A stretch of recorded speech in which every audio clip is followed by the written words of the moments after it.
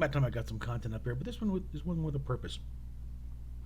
Turns out that Viacom is there's an opening at Viacom CBS for franchise manager, the VP in charge of franchise for Star Trek specifically. And the usual, they want a bachelor's and of something and a previous experience managing franchises. Well, obviously I ain't got that. However, I think I got skill set a little more important for this situation because this is Star Trek. Okay, this is not this kind of invented the franchise situation here. Okay, before that, the show would come, they sell some toys, board games, and that'd be it. This is kind of the creation of the whole thing. This is ground zero. And how you manage the Power Rangers is not going to be the same way you manage Star Trek, okay? And I always have a problem selling myself. Well, not in this case. I have forgotten more about Star Trek than Alex Kurtzman will ever know, okay? I got several hundred videos to back that up, guys. So, I didn't, talk B. Joe Trimble and help me update a version of Concordance on my, stunning good looks, okay? I know my stuff. So, what you need in a franchise manager for Star Trek is an intimate knowledge of Star Trek and where the franchise has been, where it's screwed up in the past, and where it should go. And you need, just an intimate knowledge of the history, not just of, what's in the concordance or the encyclopedia, but the overall franchise and what the environment which it came up with. Star Trek is very much a product of the mid '60s, going in a pot where writers couldn't be satisfied writing a sitcom. Okay, at least not Roddenberry. He had stuff to say, and he found out the hard way on The Lieutenant. When you start talking about real issues in a real world environment, the censors go nuts. So he, and taking a lesson from Jonathan Swift when he did Gulliver's Travels, you could sneak in some damning commentary on power and authority and stuff, but if you do it in such a way like deal with little bitty Lilliputians or whatever, or horse and talking horses and stuff, it sneaks right by the people who would normally cut you off the knees, but it gets the people who you want to talk to, the intelligent audience. And that's something that has been forgotten largely in dealing with Star Trek from a corporate level. They've forgotten that the Star Trek audience has always been noted for being some of the smartest guys on the block. Okay? That's why I'd say about 90% of the people at JPL and at NASA got there because of Star Trek. That's what inspired them. That ain't happening now with this current crap coming out. Nobody's getting inspired by Discovery or Picard. Okay? The science is laughable at best. I mean, you can say, well, but the transporters and warp drive. There's a legitimate people are working on warp drive right now. It's a legitimate theory. Their transporter was, cooked up to really go around a production issue. How do you get, how are you going to land a 14-story starship every week? And we had this little matter, and teleportation was nothing new at that point. It had been other stories that had it. So in a large part, Gene was, cherry picked from different things here, and even warp drive wasn't original to Star Trek. Other stories that had it, but you put it all together into one thing: artificial gravity and transporters and other things in there, and put it together. And in the midst of all that, you better get some stories put in there, and that's what inspired folks. That's what touched the population. Now, that's the environment the show came up with. That came in. Trying to find, appeal to an audience that television used to appeal to back in the golden age, because back then they figured only rich people could, afford TVs in the first place. So let's play to a higher level, and that's why some of the really old stuff still works today. It's intelligently written. It's written for an intelligent audience. When the TVs became cheap and they figured, well, any moron get a TV, we need to keep it simple. That's when it turned into an idiot box. And Star Trek was a fight against that. Hey, no, we can do better than this, okay? The audience is not a bunch of drooling morons. Certainly not the audience we want, okay? We want thinking, intelligent people. That's who we want to talk to. And they found them. That's why you have the Star Trek phenomenon, especially in the 70s, when, besides the college kids of the 60s, then you're getting some of their, the kids growing up, and I was one of those little kids. I mean, I said I got inoculated in thing when the show premiered when I was 2.5, and went off the air just about a month shy of my 5th birthday. So, like I said, when we fought my first Enterprise model at the store, I didn't say what's that. I knew it was the Enterprise. I knew what Star Trek was, even though I had no conscious memory of ever watching an episode. I had seen them when I was a toddler. My dad was watching them. The first, honest to God, sitting down watching episodes, was the animated series. But even then, I knew this isn't the real thing.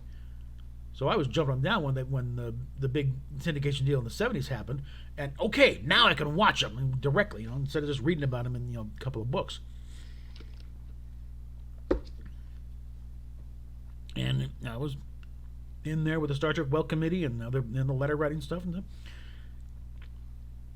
And when the big letter writing campaign to name the first space shuttle Enterprise, and no, it was not always intended as a test vehicle. That was NASA's spin to explain things. No, they were originally going to send that up, but budget cuts, by the time they got through with it, they managed to refit Columbia about halfway through to lighten its load.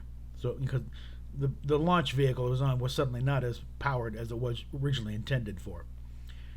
So Columbia was the heaviest of the lot. Challenger was the first one to come off the line with original specs, but Enterprise had already been built and done, and they couldn't go back and do it, so it wound up, you could launch it, but it couldn't carry anything. It'd be you get a few people in the crew, but you couldn't carry a payload because it'd be too heavy.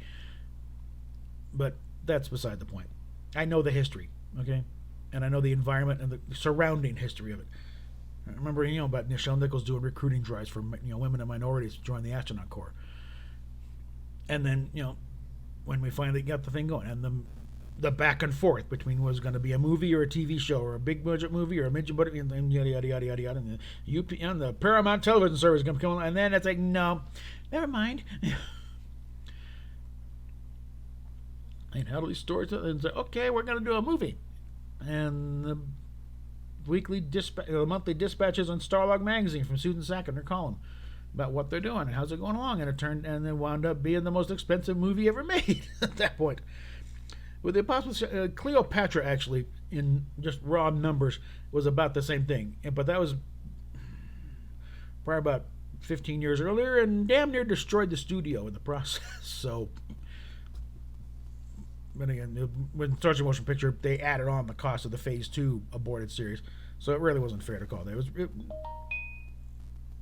The Star Trek Motion Picture was really maybe a $25-30 million movie with another $14 million tacked on just to be snide, But in retrospect, doing a movie route may have been a bit of a mistake. But as for the time it worked, it got the franchise started. It wasn't just 3 live action seasons and 22 animated episodes. You actually had movies. Okay, now we can do something. And the toy thing, it's like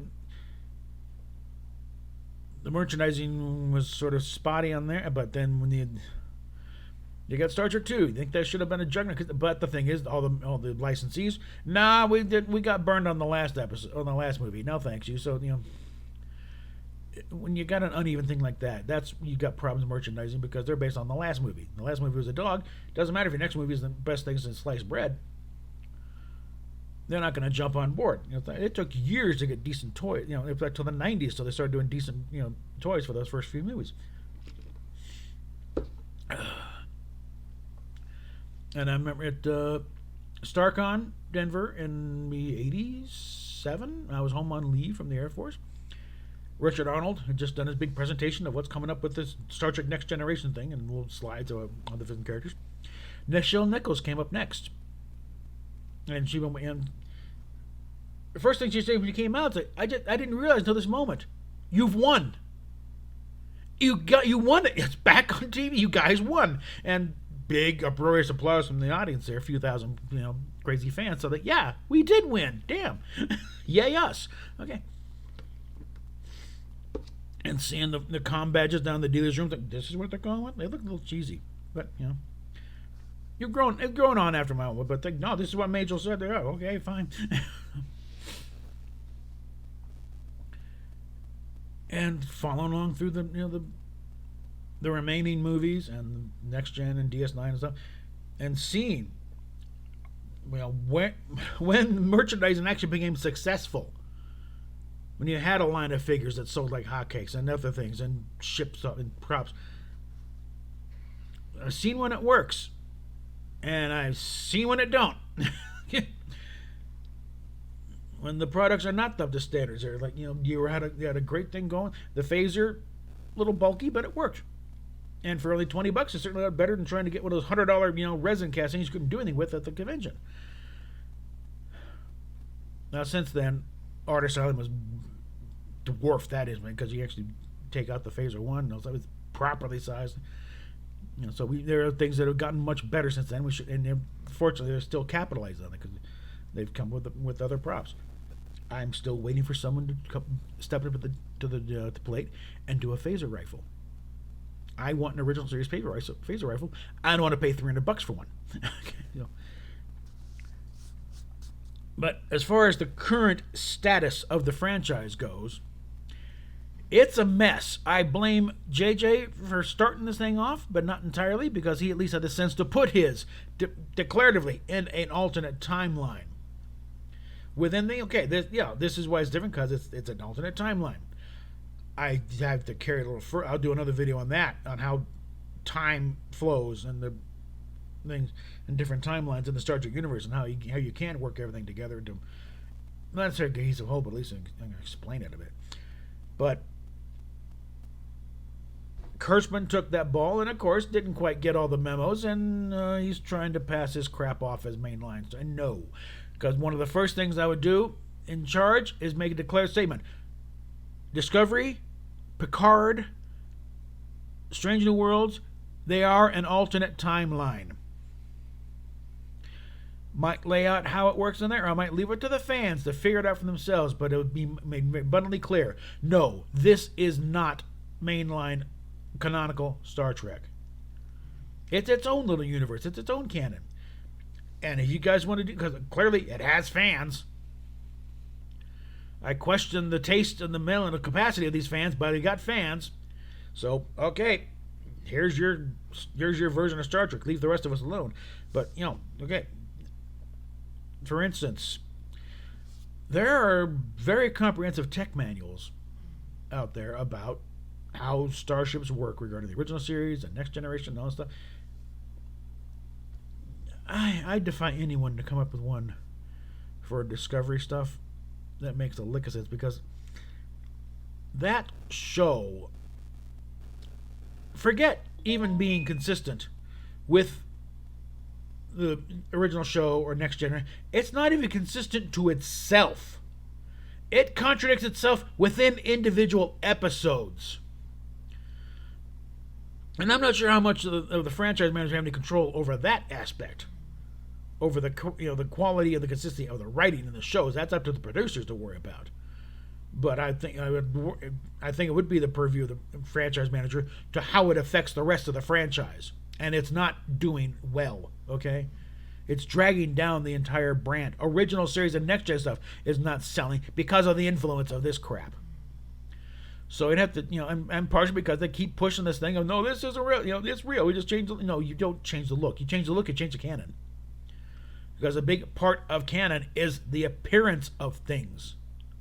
What uniforms they wore then, what the ships looked like, how big the ships were. We're being presented with an original Enterprise the size of a Galaxy-class starship. That don't fly. Okay? Now again, I got some ideas, and I'll get to that in another video, of how you would get to this thing and that level of technology, what would change and all that. But it would just have to start drawing out some lines and delineating territory. Okay, you want to call your timeline Prime? Fine, call it Prime. That'll make it canon. You have your canon timeline, original series, animated series. Just for giggles and grins, I'd throw in Star Trek Continues, because it was made with a very close attention to detail, with some minimal cooperation from CBS, because Vic was in contact with you guys to make sure they didn't step on any toes or anything. and it fits in perfectly, filling in that gap between the end of the tail end of the original 5-year mission, and right up to the beginning of the motion picture, where they're hauling poor battered Enterprise into space dock. And Kirk gets his promotion. Why everyone's scattered to the four winds, or at least why McCoy took off. And legend has it he became a veterinarian. That may have been D. Kelly's idea, but I think it's just he got tired of dealing with people. We still want to be a doctor, so he became a vet. Now there was, I think it was probably earlier in the last episode, last two-parter they did, where Spock was discussing which way to do. He clearly had things to deal with and figure out, and there was two paths on a Vulcan flight to either one of them, I forget the name, is to just fully embrace your emotional nature, or the Kolinar, where you reject it all. And he definitely chose the Kolinar because losing McKenna was too big of a blow. And it's like, no, that's it. And it brings a lot of context to the rest of the thing going forward from the motion picture. And I think a very good move is finally putting out a high-def version of the director's edition of the motion picture. Because I have seen a few of the people come to the same conclusion I had a while back. The theatrical cut of the Star Trek motion picture is the longest test screening of a rough cut of a film in motion picture history. And it needs to be viewed as that. That is not the final cut. It was never intended to be the final cut.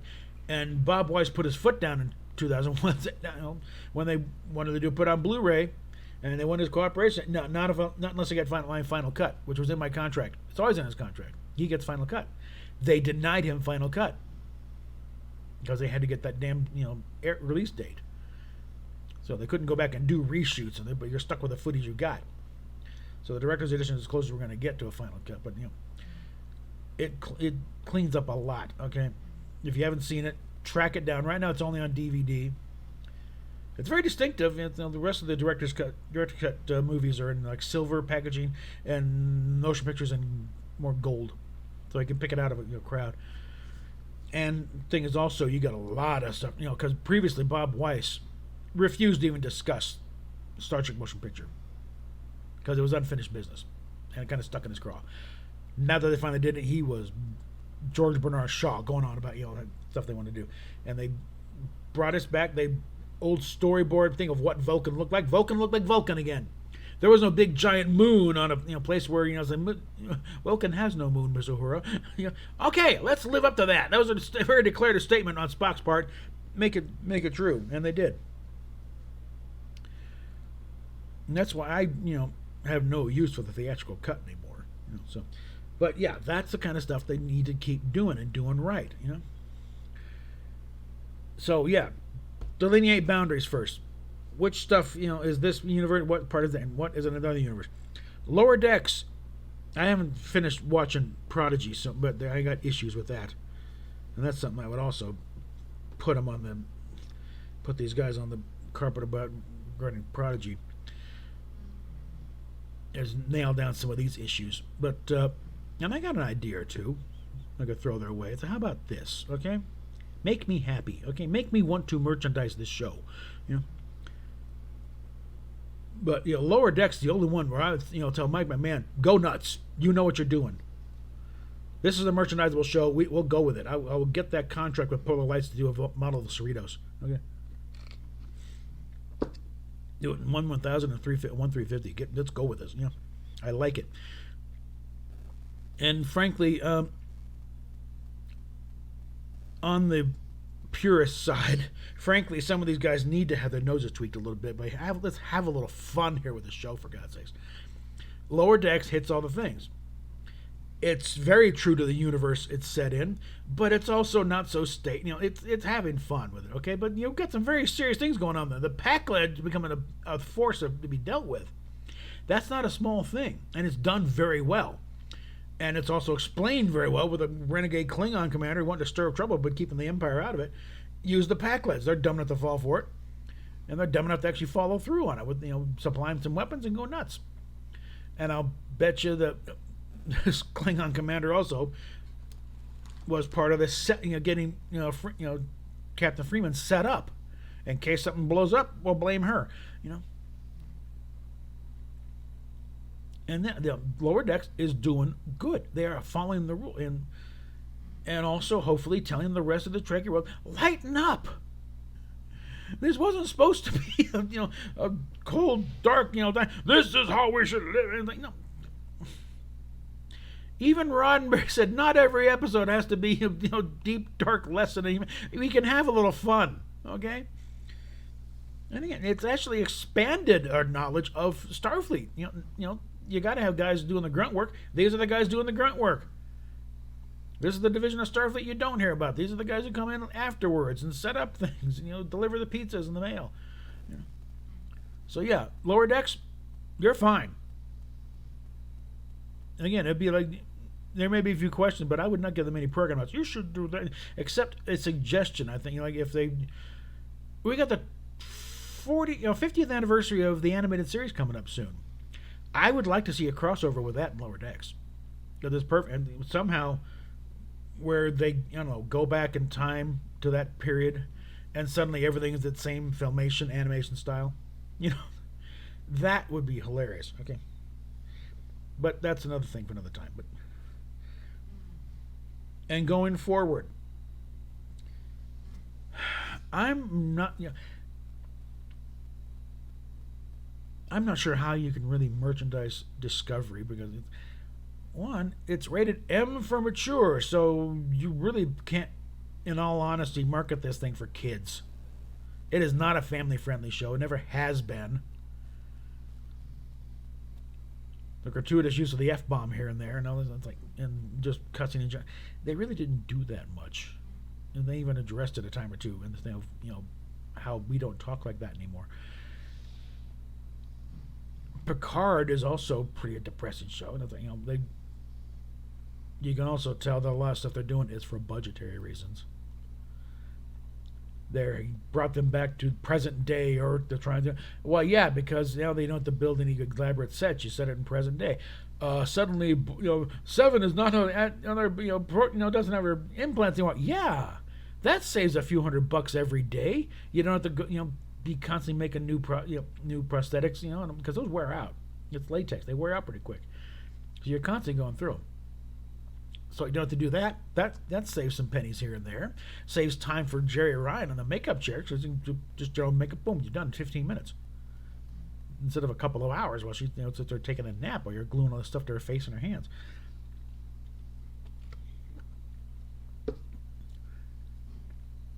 And plus, it's like, I'm sorry, Sir Patrick, but you did warn us in Vegas that this is a totally different Jean-Luc Picard. Yeah, it's a totally different. It is not the same person.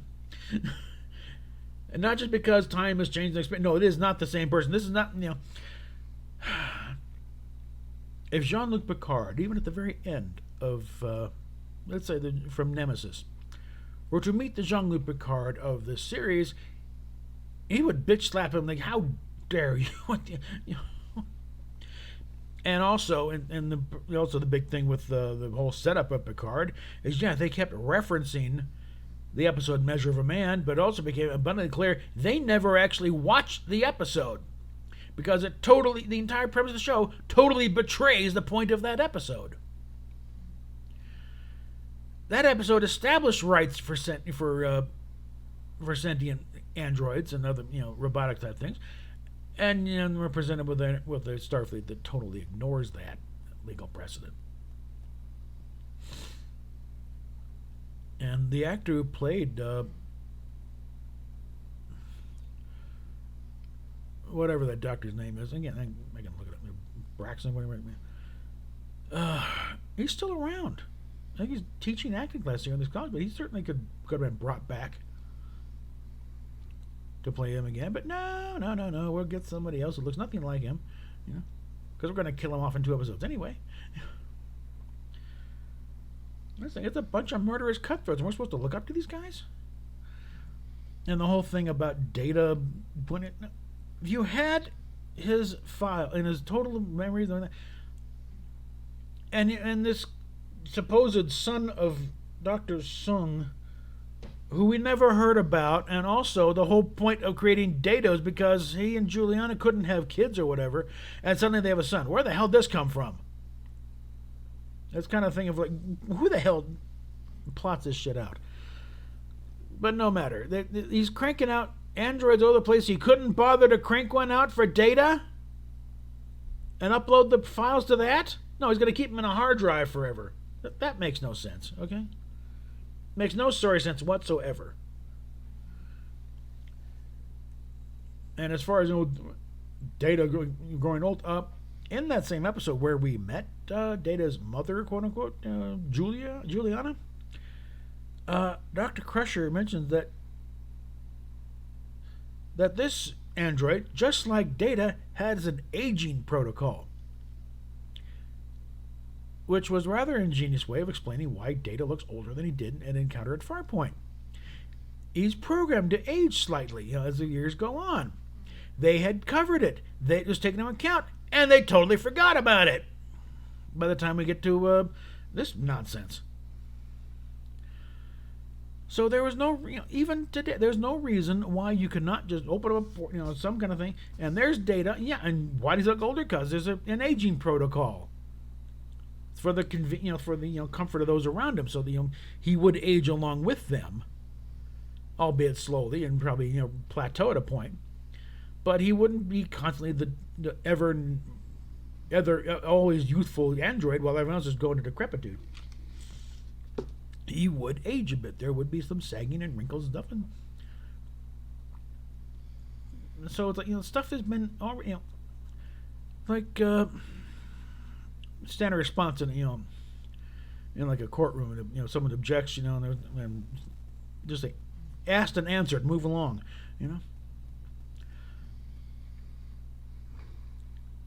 But as far as where to take the franchise forward beyond the mess we're in, once you delineate where the borders are, well, let me get back to Prodigy, since I touched on it earlier. I'm still waiting for an explanation of why a character that has clearly been designed to be a Talaxian is suddenly labeled a Tellarite. Tellarites and Talaxians look nothing alike.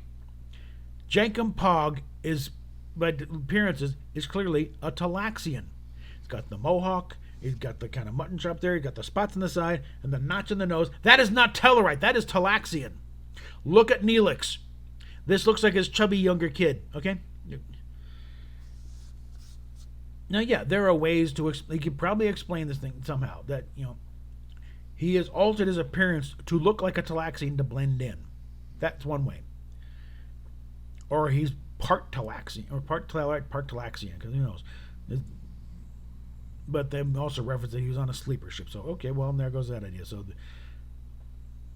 the best thing at this point is that he altered himself to look like a Talaxian, so he be blend in. But he's some people still know he's a Tellarite. That's the thing. Is like there's one kid who's kind of the hot shot. These guys should not have any idea what a Tellarite is. Again, it's not a small thing. Tellarites were a founding member of the Federation. They're an Alpha Quadrant species, and as such, are not a part of the Delta Quadrant. That's where this show was originally set, was the Delta Quadrant. And again, these design team presented these guys with a Talaxian. Work done. Move on. Okay. And expand a little bit how we know what they're like. No, they decided to do Tellarite for God knows what reason.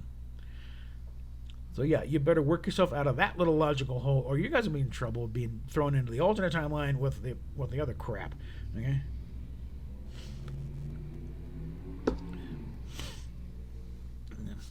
Because I'm thinking you also, because you have to take into account Janeway addressing Jankum as a Tellarite, because she'd be going by internal sensor readings.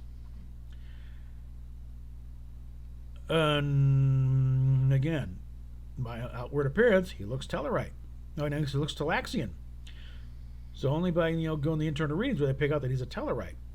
Now, yeah, this hologram Janeway would know what a Tellarite is and be able to pick up on that, and then go, yeah, whatever, Tellarite. Again, you got some, and I tried to warn these two on Twitter. It's like, you really want to go through with this, guys? You want to open up this can of worms? And if I were in charge of this thing, it's like we need to address this now before you really get in trouble. You know, it's his early days still. We can address this. But you go too far down the hole, then that's what you've just invalidated your own show. And we're wanting to build on the Star Trek franchise, not keep fracturing it. Now, as for movies, at this stage of the game, I don't think movies are the way to go. One, because it's got to be one big bump. You can't do the little character stuff they do on a series. And it's been noticed some of the best episodes in the history of the franchise would make horrible movies because nothing much happens. It's all character driven stuff and plot. And movies have to be like JJ's crap. Big bombastic popcorn fest filled with explosions and blue poo. You know. And that's not Star Trek, okay? It was fine in the 70s and 80s when that was the only thing going, but now it's not. It's back where it belongs on television in some form, it's streaming services. I would, push for a proper canonical live action series post Nemesis, because you need to expand on that. Whether it be, Riker and Troy on the Titan or another, whoever's got the Enterprise now. And build on that. And really ride herd on who they hire for writing this thing. Because one of the things that has really hurt Discovery, and I'm thinking Picard as well, is you don't have any experienced sci-fi writers on there. You got Kirsten Beyer, but apparently she's not holding the line very well because she's, they're doing crap that I think would make Irwin Allen blush as far as, scientific inaccuracy and just total stupid crap. Because one of the regular streamings I've been on was called Trekking on Tuesday over at Wes Moody's channel, and we Spock's brain. Spock's brain is Shakespearean compared to a typical Discovery episode, because it's silly, but it's got a logical through line. You can follow the plot. You can tell what's going on, and it's pretty consistent all the way through. As far it's again some Discovery episodes. It's like with not even forget trying to be consistent with the rest of the franchise. They're not even consistent with the episode they're in. They'll say one thing and then totally contradict it 10 minutes later. And again, I'm not sure what I could do with that as a franchise manager, because that would be the purview of the producers and the directors and the writers. So the best I think I could do is contain the damage to within the show and not let it affect everything else. That's one thing. I would get the reference books, the encyclopedia, and while I'm not, do a big, a proper mass market deal for the new condition of the Concordance. I've already done a lot of the work on it as far as what the book's going to look like. Bijo is still interested. Give it one big last final thing. And one thing where I mentioned that technically Lower Decks would qualify if any of the episodes touched on the original thing. So far, I haven't seen anything to fit on it. It would just they just be a blurb and a paragraph, and they say, yeah, Lower Decks fits. And so far, they've done this, this, and this. But beyond that, I'm not going to go into things because it's an ongoing show. But yeah, it's like any future editions of the encyclopedia would have to be gone through and then separate out the references that come from JJ Trek or from Kurtzman stuff, and put them off to the side. Right now, it's all intermingled, And I'm not looking forward to having to dig out my little boat anchor of the 2-volume set encyclopedia. I start going with a highlighter. Nope. Gonna look like a Roswell report when I get through with it. But yeah, I think I don't know if I want to do another big 2-volume set of the encyclopedia. Like I said, that thing's a boat anchor. It broke the box it came in. I had to fix that. But I would like to see them getting back to doing that sort of thing. Get back to doing some encyclopedias and tech manuals and stuff. Because they may not be doing the big boffo numbers someone was expecting them to pocket books, but they still sold. They're still pretty highly sought after. Another thing I've been wanting for a long time is a real definitive set of blueprints for the Enterprise, the original Enterprise, because the Franz Joseph ones, as revered as they may be, and they did set a lot of set the mark for what because they were based on actual general plans for actual ships, so it's not like that much of a deal. But they kind of set the bar for what you want to do. Blueprints of a starship. Here's what they look like. And I would, I've got plenty of stuff on that of making this a little more harmonious with what it was actually seen on the series, and with the rest of the franchise too. So technically, so we make it more flow better, and get rid of some long-standing misconceptions of how the ship works.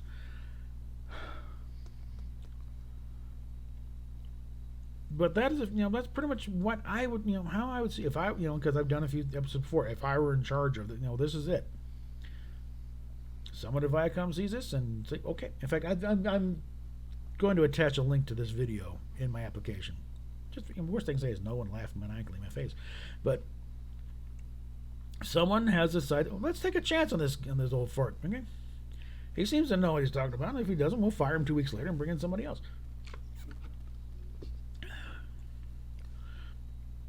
But I would like to, chance to actually have, we'll say so, and hopefully clean up some of this mess.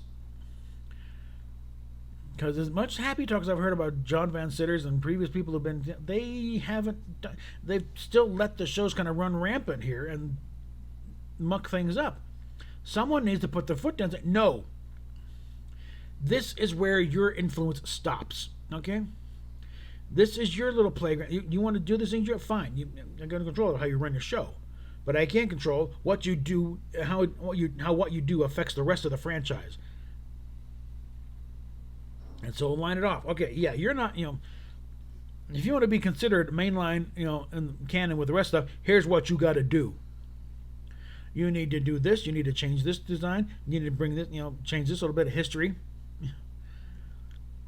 You got to make, line up right here, because this is Star Trek. This isn't just some little dog and pony show on cable access. This is now the big time. This is, I've heard, that a lot of stuff, some of the stuff, frankly, kind of started with, I think Sherlock Holmes, started with a lot of the fan movement type things, and we paralleled a lot of that. But we need to, get back to kind of setting the mark of how a franchise gets set, and maybe show Star Wars a thing or two for a while. They've been eating Star Trek's lunch on a lot of points, but comics is a good avenue to, because IDW has done some really good things with the comic books. I mean, the John Byrne stuff, I haven't bothered with anything regarding with JJ Trek, because I have no use for JJ Trek. Okay? It's all a popcorn show. But